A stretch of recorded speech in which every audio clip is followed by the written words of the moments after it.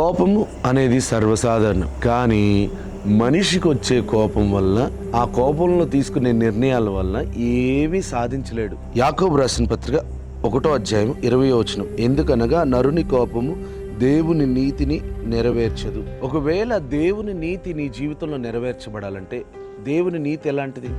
ఇప్పుడు చూడండి, ఒక తల్లి తన బిడ్డల పట్ల ఎలాంటి నీతి కలిగి ఉంటుంది? బలహీనుడైన వాడిని ఆదరిస్తుంది.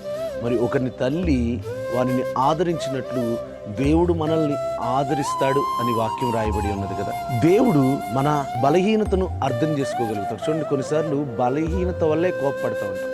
మన బలహీనత ఎక్కడ బయటపడిపోద్దో అని కోపం వచ్చేస్తూ ఉంటుంది. ఆ కోపంలో మనం తొందరపాటు నిర్ణయాలు తీసుకుంటాం. ఆ నిర్ణయాల వల్ల దీర్ఘకాలిక సమస్యలను తెచ్చుకుంటాం, దీర్ఘకాలిక బంధకముల్లోకి వెళ్ళిపోతూ ఉంటాం. మరి అలా దీర్ఘకాలిక బంధకంలోకి మనం వెళ్ళకూడదంటే మనం ఏం చేయాలంటే, దేవుని నీతిని వెతకాలి. యేసుక్రీస్తు వారు అంటారు కదా, మొదట నా నీతిని.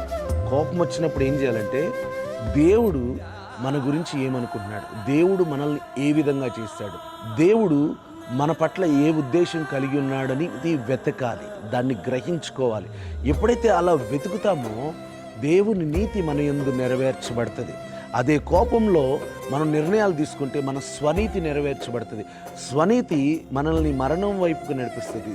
స్వనీతి నష్టాల వైపు మనల్ని నడిపిస్తుంది. ఎందుకంటే నరుని కోపము దేవుని నీతిని నెరవేర్చదు. దేవుని నీతి, దేవుని ఐశ్వర్యము, దేవుని యొక్క ఉద్దేశాలు నీ యందు నెరవేర్చబడాలనుకుంటే నీ కోపాన్ని తగ్గించుకోవాలి. కోపము తగ్గించుకోవాలంటే మాట్లాడడం ఆపేసి వినడం ప్రారంభించాలి.